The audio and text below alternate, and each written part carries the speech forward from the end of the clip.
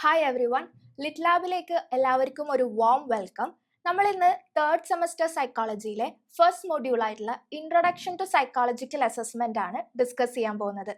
അപ്പൊ എന്താണ് ഒരു സൈക്കോളജിക്കൽ അസസ്മെന്റ് എന്ന് പറഞ്ഞിട്ടുണ്ടെങ്കിൽ, it is defined as gathering and integration of psychology related data for the purpose of making psychological evaluation that is accomplished through the use of tools such as tests, interviews, case studies, behavioral observations, and specially designed apparatus and measurement procedure.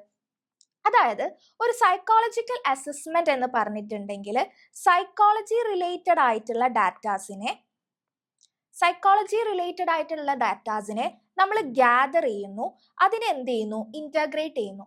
Gathering എന്നതിലൂടെ ഉദ്ദേശിക്കുന്നത് systematic ആയിട്ട് gather ചെയ്യുന്നു. പല സോഴ്സസിൽ നിന്ന് നമ്മൾ എന്ത് ചെയ്യുന്നു, ഒരു ഇൻഫർമേഷനെ gather ചെയ്തിട്ട് ഇന്റഗ്രേറ്റ് ചെയ്യുന്നു. ഇന്റഗ്രേറ്റ് ചെയ്യാന്ന് പറഞ്ഞാൽ അതിനെ യോജിപ്പിച്ചിട്ട് ഒരു ഇവാലുവേഷൻ നടത്തുന്നതിനെയാണ് നമ്മൾ എന്ത് വിളിക്കുന്നത്, സൈക്കോളജിക്കൽ അസസ്മെന്റ് എന്ന് വിളിക്കുന്നത്.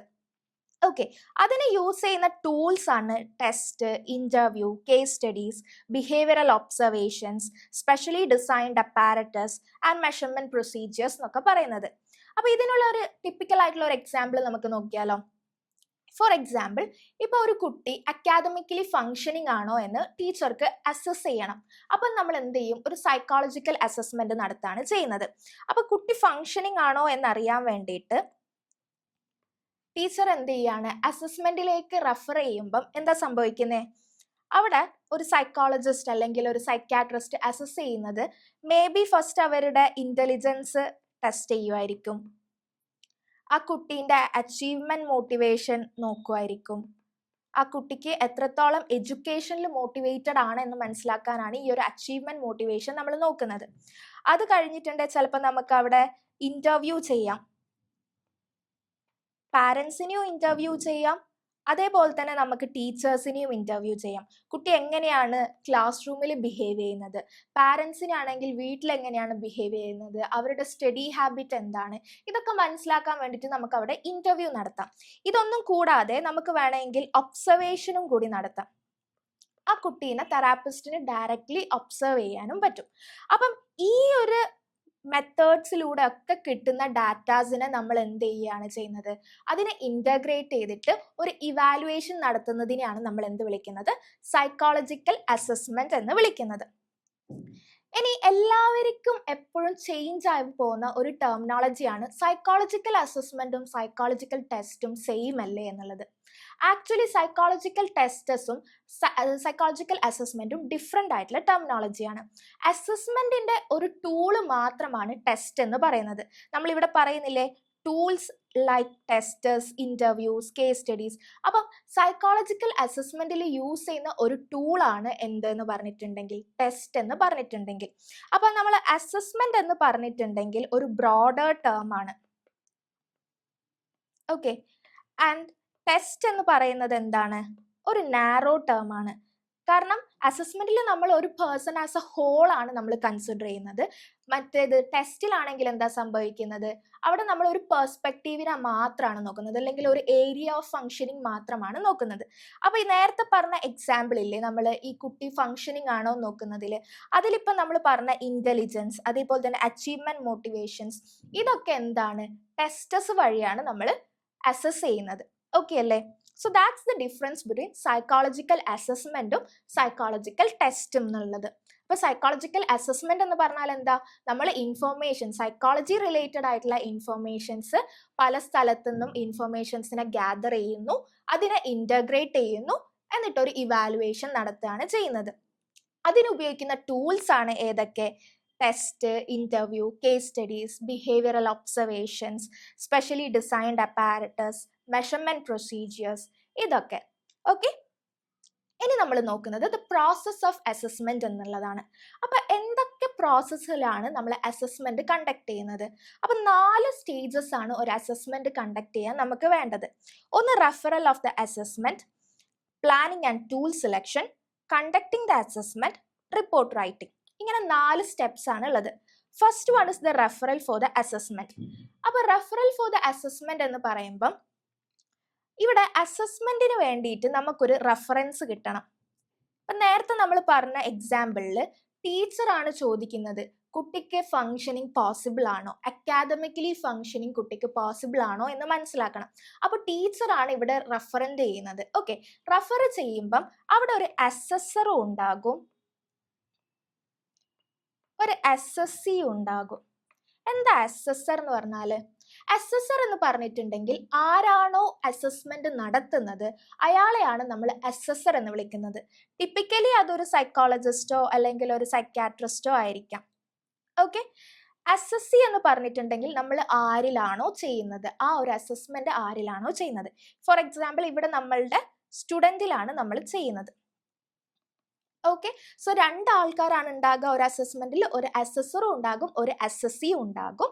അസസ്സർ എന്ന് പറഞ്ഞിട്ടുണ്ടെങ്കിൽ ആരാണോ ചെയ്യുന്നത്, അസസ്മെന്റ് ചെയ്യുന്നത്, അതിനെയാണ് നമ്മൾ അസസ്സർ എന്ന് വിളിക്കുന്നത്. ഇനി ആരിലാണോ നമ്മൾ ചെയ്യുന്നത് അവരെയാണ് നമ്മൾ SSC എന്ന് വിളിക്കുന്നത്. ഓക്കെ, അപ്പൊ റെഫറൽ ഫോർ ദ അസസ്മെന്റ് എന്ന് പറയുമ്പോൾ ഇവിടെ ടീച്ചർ അസസ്സറിന്റെ അടുത്ത് പറയുകയാണ്, ഇങ്ങനെ ഒരു റെഫറൻസ് കൊടുക്കുകയാണ്. അപ്പൊ അസസ്സർ എന്ത് ചെയ്യണം, ഇതിനെ ക്ലാരിഫൈ ചെയ്യണം. അതായത് ഇങ്ങനെ ഒരു റെഫറൽ ക്വസ്റ്റ്യൻ ആര് ക്ലാരിഫൈ ചെയ്യണം? അസസ്സർ. തെറാപ്പിസ്റ്റ് അല്ലെങ്കിൽ സൈക്കോളജിസ്റ്റ് എന്ത് ചെയ്യണം, ഇതിനെ ക്ലാരിഫൈ ചെയ്യാണ് വേണ്ടത്. അപ്പൊ ഇവിടെ എന്ത് ചെയ്യുന്നതെന്ന് പറഞ്ഞാൽ, ഓക്കെ, ഇങ്ങനെ അക്കാദമിക്കലി ഫങ്ഷനിങ് പോസിബിൾ ആണോ എന്നറിയാൻ വേണ്ടിയിട്ട് അദ്ദേഹം ആദ്യം ഒരു ഫോർമൽ മീറ്റിങ്ങോ ഇൻഫോർമൽ മീറ്റിങ്ങിലൂടെയോ കുട്ടീനെ പറ്റി മനസ്സിലാക്കുകയാണ് ചെയ്യുന്നത്. രണ്ടാമത്തെ സ്റ്റെപ്പിൽ പ്ലാനിങ് ആൻഡ് ടൂൾ സെലക്ഷൻ ആണ്. ഇനി നമ്മൾ അസസ്മെന്റിന് വേണ്ടിയിട്ട് നമുക്ക് ഒരുപാട് ടൂൾസ് ഉണ്ടല്ലോ, അതിൽ ഏതൊക്കെ ടൂൾസ് ഉപയോഗിക്കണം, ഏതൊക്കെ ഉപയോഗിക്കേണ്ട, അതിനെ പറ്റിയിട്ടുള്ള ഒരു പ്ലാനിങ്ങും അതിൽ ഏതാണ് ഉപയോഗിക്കേണ്ടത് എന്നുള്ള രീതിയിൽ ടൂളിനെ സെലക്ട് ചെയ്യാണ് നമ്മൾ ഇനി ചെയ്യേണ്ടത്. ഓക്കെ, അപ്പൊ ഇവിടെ നമ്മൾ നോക്കേണ്ടത് കുറച്ച് കാര്യങ്ങളുണ്ട്. എന്താണ് നേച്ചർ ഓഫ് ദി ഇഷ്യൂ, ഏത് ഇഷ്യൂവിനെയാണ് നമ്മൾ അവിടെ അഡ്രസ് ചെയ്യുന്നത് നോക്കണം. അതേപോലെ തന്നെ ഏത് സെറ്റിങ്സിലാണ് നമ്മൾ ഈ ഒരു ഇഷ്യൂനെ അഡ്രസ് ചെയ്യുന്നത്, പിന്നെ ആ SSCന്റെ ഓൺ എക്സ്പീരിയൻസസും അവരുടെ ട്രെയിനിങ്ങും എന്താണെന്ന് മനസ്സിലാക്കണം. അതേപോലെ തന്നെ guide lines from the institution. ഇപ്പം ഇവിടുത്തെ കേസിൽ നമ്മളിപ്പോൾ കുട്ടീൻ്റെ ഫങ്ഷനിങ് പോസിബിൾ ആണോ എന്നാണ് നോക്കുന്നത്. അപ്പൊ ഇവിടെ എന്താണ് സെറ്റിങ്സ് എന്ന് പറയുന്നത്? എഡ്യൂക്കേഷണൽ സെറ്റിങ്സ് ആണ്, റൈറ്റ്. ആൻഡ് അവിടെയുള്ള ഇഷ്യൂ എന്ന് പറഞ്ഞിട്ടുണ്ടെങ്കിൽ ആ കുട്ടിക്ക് അക്കാദമിക്കലി ഫങ്ഷനിങ് നമ്മൾ നോക്കുകയാണ് ചെയ്യുന്നത്. ഓക്കെ, അപ്പൊ അവിടെ ആ കുട്ടീൻ്റെ ഓൺ എക്സ്പീരിയൻസ് ഉണ്ടാകും, ആൾക്ക് കിട്ടിയ ചൈൽഡ്ഹുഡ് എക്സ്പീരിയൻസ് ഉണ്ടാകും.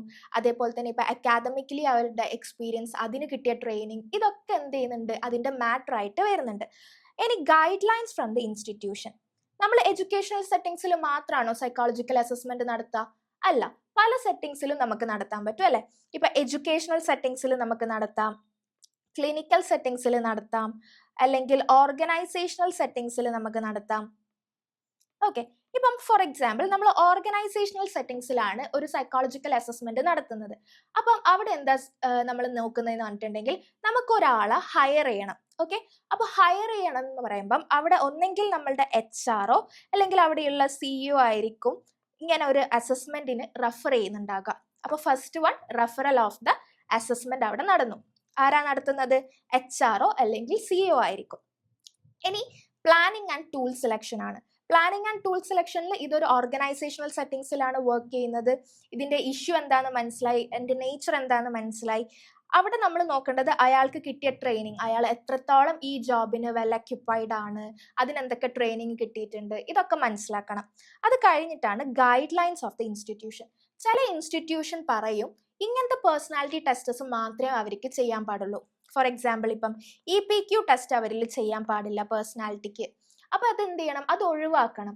അപ്പം റെഫറൽ വരുമ്പോൾ തന്നെ അവർ ഗൈഡ് ലൈൻസ് കൊടുത്തിട്ടുണ്ടാകും, ഇങ്ങനത്തെ ടെസ്റ്റസ് ഒക്കെ ചെയ്യാൻ പാടുള്ളൂ, അല്ലെങ്കിൽ ഈ ടൂൾസ് ഒക്കെ അസസ് ചെയ്യാൻ യൂസ് ചെയ്യാൻ പാടുള്ളൂ എന്നുള്ളത്. അപ്പൊ അതും കൂടി നമ്മൾ കൺസിഡർ ചെയ്തിട്ടായിരിക്കും അസസ്മെന്റ് നടത്തുന്നുണ്ടാകുക. അടുത്തതാണ് കണ്ടക്ടിങ് ദ അസസ്മെന്റ്. ഇനി നമ്മൾ ഈ സെലക്ട് ചെയ്ത ടൂൾസ് ഉപയോഗിച്ചിട്ട് അസസ്മെന്റ് നടത്തും. ഇപ്പൊ ഇവിടെ HR റെഫർ ചെയ്തിട്ട് നമ്മൾ ഹയർ ചെയ്യുമ്പം എന്താ സംഭവിക്കുന്നത്? അവിടെ മേ ബി നമുക്ക് ഇന്റർവ്യൂ നടത്താം, അവരുടെ ഒരു ഹിസ്റ്ററി എടുക്കാം, നമുക്ക് കേസ് ഹിസ്റ്ററി എന്നുള്ള രീതിയിൽ. അതേപോലെ തന്നെ പോർട്ട്ഫോളിയോ എടുക്കാം അവരുടെ. പിന്നെ എന്ത് ചെയ്യാം, നമുക്കിങ്ങനെ ടെസ്റ്റസ് ലൈക്ക് അവരുടെ പേഴ്സണാലിറ്റി ടെസ്റ്റസ്, ഇതൊക്കെ നമുക്ക് നോക്കാം. അപ്പൊ ഇത്രയും ഡാറ്റാസിൽ നിന്നാണ് നമ്മൾ എന്ത് ചെയ്തിട്ടുണ്ടാവുക, ഇൻഫോർമേഷൻസിനെ ഗ്യാദർ ചെയ്യുന്നത്. ഈ ഗ്യാദർ ചെയ്ത ഇൻഫോർമേഷൻസിനെ നമ്മൾ എന്ത് ചെയ്തിട്ടുണ്ടാകുക, ഇവാലുവേറ്റ് ചെയ്യാൻ യൂസ് ചെയ്യുന്നുണ്ടാകാം. Okay, last one is report writing. അതായത് ഈ ടൂൾസ് ഒക്കെ ഉപയോഗിച്ച് നമുക്ക് കിട്ടുന്ന ഇൻഫർമേഷനെ നമ്മൾ എന്ത് ചെയ്യാണ് ചെയ്യുന്നത്, ഇനി ഒരു റിപ്പോർട്ടാക്കും. അതായത് ഈ ഗ്യാദർ ചെയ്ത ഇൻഫർമേഷൻസിനെ നമ്മൾ കംപ്ലീറ്റ് ഇൻ്റഗ്രേറ്റ് ചെയ്തിട്ട് ഒരു ഇവാലുവേഷൻ നടത്തിയതിന് ശേഷം ഒരു റിപ്പോർട്ട് ഉണ്ടാക്കും. ഓക്കെ, ഈ ആൾക്ക് ഗുഡ് പെർഫോമൻസ് ഉണ്ട്, അല്ലെങ്കിൽ ഈ ആൾക്ക് അക്കാദമിക്കലി ഫങ്ഷനിങ് പോസിബിൾ ആണ് എന്നുള്ള രീതിയിൽ നമ്മൾ എന്ത് ചെയ്യും, ഒരു റിപ്പോർട്ട് റൈറ്റ് ചെയ്യും. എല്ലാത്തിൽ നിന്നും കിട്ടിയ റിസൾട്ട്സിനെ ഇന്റർപ്രറ്റ് ചെയ്തിട്ടായിരിക്കും ഇത് നടക്കുന്നത്. അപ്പൊ എന്തൊക്കെയാണ് പ്രോസസ് ഓഫ് അസസ്മെന്റ് എന്ന് പറഞ്ഞിട്ടുണ്ടെങ്കിൽ, first one is referral for the assessment, second is planning and tool selection, third is conducting the assessment, and the fourth one is report writing. ഇത്രയും കാര്യങ്ങളാണ് നമുക്ക് പ്രോസസ് ഓഫ് അസസ്മെന്റിൽ പറയാനുള്ളത്. ഇനി നമ്മൾ നോക്കുന്നത് അപ്രോച്ചസ് ഓഫ് അസസ്മെന്റ് ആണ്. അതായത് ഒരു അസസ്സർ എടുത്ത് വരികയാണ്. ഓക്കെ, അസസ്സി എന്ന് പറഞ്ഞാൽ ആരാണ്, നമുക്ക് ആരിലാണോ അസസ്മെന്റ് നടത്തേണ്ടത്. അപ്പം ഈ ഒരു അസസ്സർ എന്ത് ചെയ്യും, അസസ്മെന്റിനെ എങ്ങനെയാണ് അപ്രോച്ച് ചെയ്യുന്നത് എന്നുള്ള ബേസിസിൽ നമുക്ക് മെയിൻലി 3 രീതിയിലാണ് അപ്രോച്ചസ് പറയാനുള്ളത്. ഓക്കെ, അസസ്സർ എങ്ങനെയാണ് ഓരോ അസസ്മെന്റിനെ അപ്രോച്ച് ചെയ്യുന്നത് എന്നുള്ളതിന്റെ ബേസിസിലാണ് നമ്മൾ ഈ ഒരു ക്ലാസിഫിക്കേഷൻ കൊടുത്തത്. ചിലപ്പം പറയും അസസ്സർ എന്താ പറഞ്ഞിട്ടുണ്ടാകുക എന്ന് പറഞ്ഞാൽ അധികം ഇൻവോൾവ്മെന്റ് ഒന്നും ഇല്ല, minimum involvement of the assessee എന്നുള്ള രീതിയിലായിരിക്കും. ചിലപ്പം അവർ കൊളാബറേറ്റീവ് ആയിട്ടുള്ളതായിരിക്കും. അതാണ് first one, collaborative assessment approach. Collaborative assessment approach എന്ന് പറഞ്ഞാൽ ഇവിടെ അസസ്സിയും അസസ്സറും ഒരു പാർട്ട്ണർഷിപ്പ് ആയിട്ടാണ് മുന്നോട്ട് പോകുന്നത്. പാർട്ട്ണർഷിപ്പ് എന്ന് പറഞ്ഞാൽ ഒരാൾ മുന്നിൽ ഒരാൾ താഴെ അങ്ങനെയില്ല, അവർ ഒരുമിച്ചിട്ടാണ് വർക്ക് ചെയ്യുന്നുണ്ടാകുക. അവിടെ അവർ ടെസ്റ്റിന് ടൂള് സെലക്ട് ചെയ്യുന്നതും അതിൽ ഡാറ്റ ഗ്യാദർ ചെയ്യുന്നതും അതിനെ ഇന്റർപ്രറ്റ് ചെയ്യുന്നതൊക്കെ എന്തായിരിക്കും, ഒരു കൊളാബറേറ്റീവ് വർക്ക് ആയിട്ടാണ് കൺസിഡർ ചെയ്യുന്നത്. അതാണ് എന്ത്, collaborative assessment approach. The assessor and the assessee may work as partners from initial contact through final feedback final ആയിട്ട് അത് നമ്മൾ റിപ്പോർട്ട് റൈറ്റിംഗ് കഴിഞ്ഞ് അവിടെ ഒരു ഫീഡ്ബാക്ക് കൊടുക്കുന്നത് വരെ അവരെന്തായിരിക്കും, ഒരു പാർട്ട്ണർഷിപ്പിലാണ് മുന്നോട്ട് പോകുന്നത്. അതാണ് കൊളാബറേറ്റീവ് അസസ്മെന്റ് അപ്രോച്ച് എന്ന് പറഞ്ഞിട്ടുണ്ടെങ്കിൽ. ഇനി ഇതിന്റെ തന്നെ ഒരു ആപ്ലിക്കേഷൻ വേർഷൻ ആണ് തെറാപ്യൂട്ടിക് സൈക്കോളജിക്കൽ അസസ്മെന്റ് എന്ന് പറഞ്ഞിട്ടുണ്ടെങ്കിൽ. തെറാപ്യൂട്ടിക് സൈക്കോളജിക്കൽ അസസ്മെന്റ് എന്ന് പറഞ്ഞാൽ നമ്മൾ ഈ കൊളാബറേറ്റീവ് അസസ്മെന്റ് അപ്രോച്ച് ഇല്ലേ, ഇത് ക്ലിനിക്കൽ സെറ്റിംഗ്സിലാണ് നമ്മൾ വർക്ക് ചെയ്യുന്നതെങ്കിൽ ഇതിനെയാണ് നമ്മൾ തെറാപ്യൂട്ടിക് സൈക്കോളജിക്കൽ അസസ്മെന്റ് എന്ന് പറയുന്നത്. ഇവിടെ therapeutic self discovery and new understanding are encouraged throughout the assessment process. ഇവിടെ എന്താ സംഭവിക്കുന്നതെന്ന് നോക്കിയാൽ, ഇവിടെ ഈ ഒരു പാർട്ട്ണർഷിപ്പ് പ്ലസ് ഹീലിംഗ്, ഇവിടെ ഫസ്റ്റ് സ്റ്റേജ് തൊട്ട് അവിടെ ഒരു ഹീലിംഗ് പ്രോസസ്സും കൂടി എന്ത് ചെയ്യുന്നുണ്ട്, ഈ പാർട്ട്ണർഷിപ്പിന്റെ കൂടെ പോകുന്നുണ്ട്.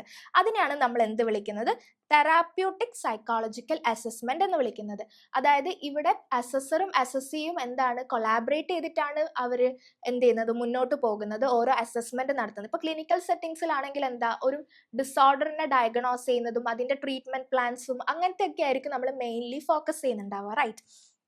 അപ്പൊ ഇവിടെ എന്താ സംഭവിക്കുക എന്ന് പറഞ്ഞാൽ, സൈക്കോളജിസ്റ്റും അതേപോലെ തന്നെ ദ ക്ലയന്റും ഒരുമിച്ച് വർക്ക് ചെയ്യുമ്പോൾ അവരെന്ത് ചെയ്യുന്നു പറഞ്ഞിട്ടുണ്ടെങ്കിൽ ഈ ഒരു ഹീലിംഗ് പ്രോസസ്സും കൂടി നടത്തും. അവർക്ക് ഉണ്ടാകുന്ന ആ ഒരു ഡിസ്റ്റർബൻസ്, മെന്റലി ആയിട്ടുള്ള ഡിസ്റ്റർബൻസിന് എന്ത് ചെയ്യും, healing process from the starting തൊട്ട് നടക്കുന്നതിനാണ് നമ്മൾ എന്ത് വിളിക്കുന്നത്, തെറാപ്യൂട്ടിക് സൈക്കോളജിക്കൽ അസസ്മെന്റ് എന്ന് പറയുന്നത്.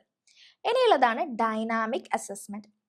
ഡൈനാമിക് അസസ്മെന്റ് എന്ന് പറഞ്ഞിട്ടുണ്ടെങ്കിൽ it's an interactive approach to psychological assessment that usually follows a model of evaluation, intervention of some sort and evaluation. ഇവിടെ നോക്കിയ എല്ലാവരും, ഫസ്റ്റ് എന്താണ്, ഇവിടെ ഒരു ഇവാലുവേഷൻ നടക്കുന്നുണ്ട്, പിന്നെ ഒരു ഇന്റർവെൻഷൻ ഉണ്ട്, പിന്നെ ഒരു ഇവാലുവേഷൻ ആണ് നടക്കുന്നത്. അപ്പൊ എന്താ ഇതിലൂടെ ഉദ്ദേശിക്കുന്നതെന്ന് പറഞ്ഞിട്ടുണ്ടെങ്കിൽ, ആദ്യം നമ്മൾ അസസ്സിനെ ഒന്ന് ഇവാലുവേറ്റ് ചെയ്യും, അവരുടെ ഫങ്ഷനിങ് എന്താണ്, അവർക്ക് എത്രത്തോളം കാര്യങ്ങൾ അറിയാം എന്ന് നോക്കുന്നതാണ് ഇവാലുവേഷൻ എന്ന് പറഞ്ഞിട്ടുണ്ടെങ്കിൽ. പിന്നെ ഒരു ഇന്റർവെൻഷൻ ആണ്. ഇന്റർവെൻഷൻ എന്ന് പറയുമ്പം അവിടെ എന്തെങ്കിലും ഒരു ട്രെയിനിങ് കൊടുക്കുകയാണ് ചെയ്യുന്നത്, ഓക്കെ, അല്ലെങ്കിൽ ഒരു ട്രീറ്റ്മെന്റ് കൊടുക്കുന്നു. ഓക്കെ, ഇപ്പൊ നമ്മൾ ക്ലിനിക്കൽ സെറ്റിംഗ്സിലാണ് പറയുന്നത് എങ്കിൽ ഇവിടെ ഒരു ട്രീറ്റ്മെന്റ് ആണ് കൊടുക്കുന്നത്.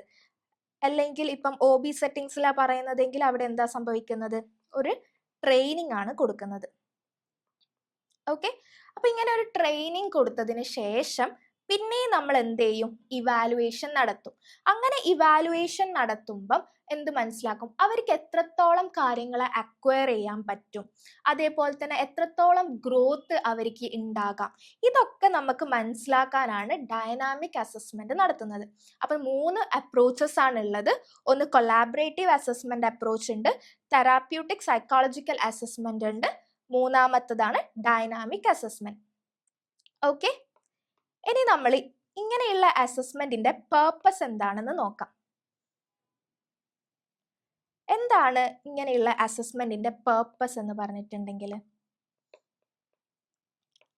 ഒരു സൈക്കോളജിക്കൽ അസസ്മെന്റിന്റെ പേർപ്പസ് എന്ന് പറഞ്ഞിട്ടുണ്ടെങ്കിൽ നമുക്ക് ഒരാളുടെ സ്ട്രെങ്ത്, അയാളുടെ വീക്ക്നെസ്, ഇതൊക്കെ മനസ്സിലാക്കാൻ വേണ്ടിയിട്ടാണ് നമുക്ക് എന്ത് ചെയ്യുന്നത്? നമ്മളൊരു സൈക്കോളജിക്കൽ അസസ്മെന്റ് നടത്തുന്നത്. അതേപോലെ തന്നെ ഇവരിൽ ഉണ്ടാകാനുള്ള ഗ്രോത്ത് മനസ്സിലാക്കാനും അല്ലെങ്കിൽ ഗ്രോത്തിന് ഹെൽപ്പ് ചെയ്യുന്ന ഫാക്ടേഴ്സ് മനസ്സിലാക്കാനും നമുക്ക് എന്ത് ചെയ്യാൻ പറ്റും? ഒരു സൈക്കോളജിക്കൽ അസസ്മെന്റ് ചെയ്യാൻ പറ്റും. സോ ഇത്രയും പേർപ്പസ് ആണ് നമുക്ക് എന്തിനുള്ളത്? ഒരു സൈക്കോളജിക്കൽ അസസ്മെന്റിനുള്ളത്. അവരുടെ സ്ട്രെങ്ത്തും വീക്ക്നെസ്സും മനസ്സിലാക്കാൻ പറ്റും, അവർക്ക് ഗ്രോത്ത് എങ്ങനെ നടക്കും അല്ലെങ്കിൽ എന്തൊക്കെ ഹെൽപ്പിലൂടെ നമുക്ക് ഗ്രോത്ത് അറ്റൈൻ ചെയ്യാൻ പറ്റും എന്ന് മനസ്സിലാക്കാനാണ് നമ്മൾ ഇങ്ങനത്തെ അസസ്മെന്റ് മെയിൻലി നടത്തുന്നത്. ഇനി ഇത് ഏതൊക്കെ സെറ്റിംഗ്സിലാണ് നമ്മൾ ഇങ്ങനത്തെ ഒരു അസസ്മെന്റ് നടത്തുന്നത്?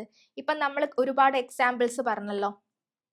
ഈ എക്സാമ്പിൾസിലൂടെ മനസ്സിലായിട്ടുണ്ടാകും നമുക്ക് ക്ലിനിക്കൽ സെറ്റിംഗ്സിൽ ഇങ്ങനത്തെ ഒരു അസസ്മെന്റ് നടത്താം, അതേപോലെ തന്നെ എഡ്യൂക്കേഷണൽ സെറ്റിംഗ്സിൽ നടത്താം, ഓർഗനൈസേഷണൽ സെറ്റിംഗ്സിൽ നടത്താം. ഓക്കെ. ക്ലിനിക്കൽ സെറ്റിംഗ്സിലാണെങ്കിൽ മെയിൻലി നമ്മൾ എന്താ ചെയ്യുക? ഒരു ഡയഗ്നോസിസിനെ മനസ്സിലാക്കാൻ അല്ലെങ്കിൽ ഒരു ട്രീറ്റ്മെന്റ് പ്ലാന് സെലക്ട് ചെയ്യാൻ, ഇതിനൊക്കെ നമുക്ക് അസസ്മെന്റ് നടത്താം. എഡ്യൂക്കേഷനിലാണെങ്കിൽ ഒരു കുട്ടി ഫങ്ഷനിങ് ആണോ, അല്ലെങ്കിൽ നമ്മളുടെ സ്റ്റഡി പ്ലാനിൽ എന്തൊക്കെ ചേഞ്ചസ് വരുത്തണം, ഇതൊക്കെ മനസ്സിലാക്കാൻ നമുക്ക് ഓരോ അസസ്മെന്റ് നടത്താം. പിന്നെ ഓർഗനൈസേഷൻ, അതായത് ഒരു എംപ്ലോയിന്റെ പെർഫോമൻസ് എത്രത്തോളം ഉണ്ടെന്ന് മനസ്സിലാക്കാൻ, അവരുടെ ലീഡർഷിപ്പ് ക്വാളിറ്റി, ഒരു എംപ്ലോയിനെ ഹയർ ചെയ്യാൻ, ഇതിനൊക്കെ നമുക്ക് എന്ത് ചെയ്യാൻ പറ്റും? ഈ ഒരു മെത്തേഡ് യൂസ് ചെയ്യാം. സോ ഇത്രയും കാര്യങ്ങളാണ് നമുക്ക് സൈക്കോളജിക്കൽ അസസ്മെന്റിന്റെ ഫസ്റ്റ് പാർട്ടിൽ പറയാനുള്ളത്. ഇതിൽ നമ്മൾ ഇന്ന് പറഞ്ഞത് എന്തൊക്കെയാണ്? സൈക്കോളജിക്കൽ അസസ്മെന്റ് എന്താണെന്ന് പറഞ്ഞു, അതിന്റെ പ്രോസസ്സ് എന്താണെന്ന് പറഞ്ഞു, 4 സ്റ്റെപ്സ് ഉണ്ട് എന്ന് പറഞ്ഞു, ആൻഡ് ഫൈനലി 3 അപ്രോച്ചസും പറഞ്ഞു. സോ ഐ ഹോപ്പ് ഇത് നിങ്ങൾക്ക് മനസ്സിലായിട്ടുണ്ടാകുമെന്ന്. Thank you so much.